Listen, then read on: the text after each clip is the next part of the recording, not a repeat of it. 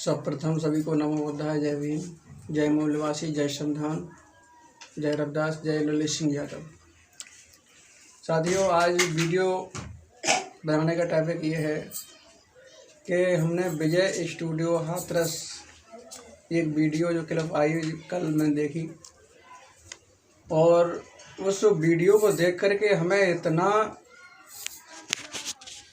खून खोला हमारा कि जिसकी कोई सीमा नहीं। एक अवनीश शास्त्री जी है, वो अपनी जाति सूचक शब्द का प्रयोग कर रहे हैं।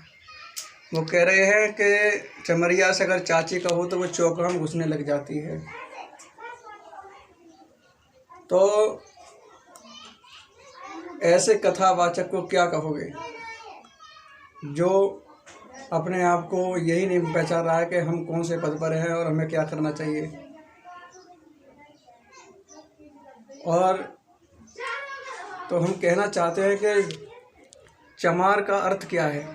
अवनीश शास्त्री जी, समझना बात के लिए, चा से चमड़ी, माँ से मांस और रा से रक्त। अगर हमारी माँ अगर चमार हो सकती है तो तुम्हारी माँ भी चमार है, जिसके अंदर ये तीन चीज़ है। अगर तुम्हारी माँ के अंदर रक्त नहीं है, चमड़ा नहीं है, अगर मांस नहीं है, तो तुम्हारी माँ चमार नहीं है। समझना बात के लिए, ये जवाब तुम्हारा पहला।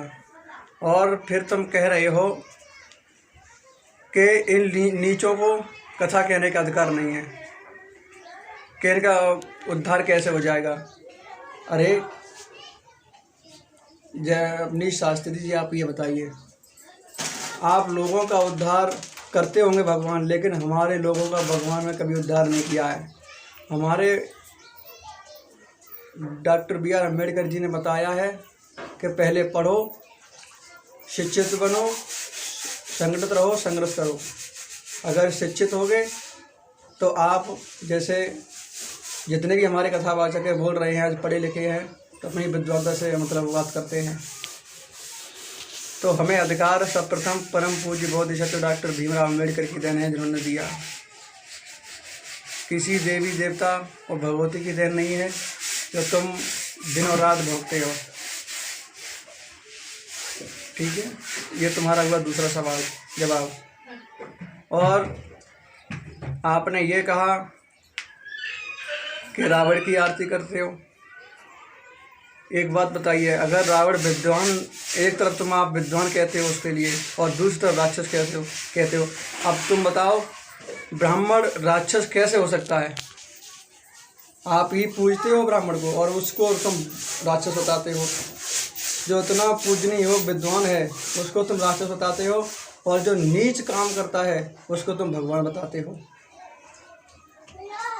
भगवान कभी वृक्षों से जाकर के पूछेगा कि मेरी पत्नी कहाँ है? जिसके अंदर तुम आस्था रखते हो, जिसके अंदर तुम कहते हो भगवान है, कभी पूछेगा? भगवान कभी छिप करके बाहर चलाएगा? नहीं चलाएगा ना। लेकिन आप इस बात को नहीं जानते, तर्क नहीं करना जानते, केवल आपने जो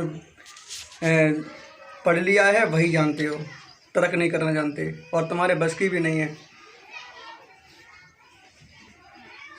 और आप कह रहे हो कि इन शूद्रों के नीचों के हाथ का कोई पानी नहीं पिएगा। अरे तुम्हारी औकात कहाँ है जो तुम पानी पी सको? हमारे हाथ का पानी कहाँ पी पाओगे? तुम वहीं के वहीं रह गए, वहीं के वहीं रह गए। लेकिन हमारी बराबरी अब तुम्हारी औकात नहीं है, तुम कर पाओ। क्यों? जो हमारा कार्य था वो दूसरे ने ले लिया, लेकिन तुम जो पहले करते थे वो आज भी कर रहे हो। और तुम चाहते हो कि क्या करते थे? जो पहले आप चोरी करते थे वो आज आपका कार्य है। तुम्हारी जबान कह रही है इस बात के लिए, गवाह खुद बोल रहे हो। और तुम्हारा काम गाय चराने का है। जो तुम कह रहे हो कि हम ऊंच वर्ग में आते हैं, तो सुनिए अवनीश शास्त्री जी, मनु जी ने साफ स्पष्ट लिख दिया है मनुस्मृति में, ब्राह्मण क्षत्रिय वैश्य शूद्र, जिसमें 4 वर्ण के बिना 5वां वर्ण बना ही नहीं है। समझे? और तुम कह रहे हो कि हम क्षत्रिय हैं, कौन से क्षत्रिय हो, हमें तो नहीं मालूम तुम कौन से क्षत्रिय हो, मगर अपने आप को ज़्यादा बड़ा विद्वान मत समझो, ज़्यादा बड़ा विद्वान समझने की कोशिश मत करो, क्योंकि हम जानते हैं कि तुम वही कह सकते हो जो तुम्हारे बस की है।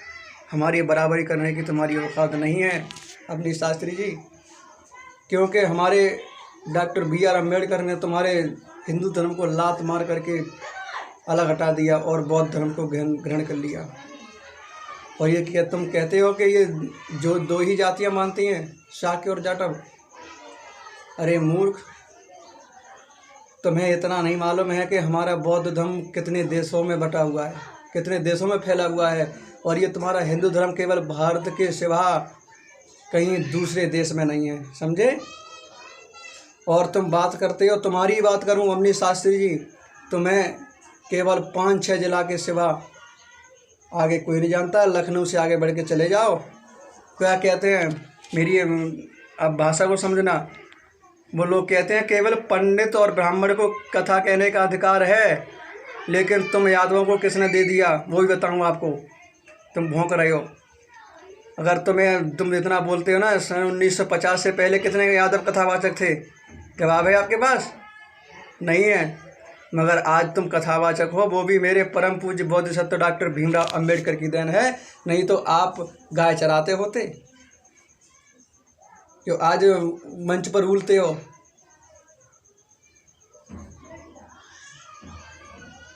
और भी तुमने काफ़ी बातें की हैं, मगर मैं तो इतना ही कहना चाहूँगा कि इस अपनी शास्त्री जो गालियों का शब्द प्रयोग कर रहा है, जाति सूचक शब्द का प्रयोग कर रहा है, इसको कड़ी से कड़ी कार्रवाई होनी चाहिए और इसको वो सबक सिखाया जाए जो कोई भी मनुवाद कथावाचक आगे कदम बढ़ाने का प्रयास नहीं करे। सभी लोगों से अपील यही है, ये गाली का शब्द जो प्रयोग कर रहा है तो इसको वही प्रमाण मिलना चाहिए जो इसे मिलना चाहिए। इन्हीं शब्दों के साथ जय भीम, नमो बुद्धाय, जय मूल निवासी, जय संविधान।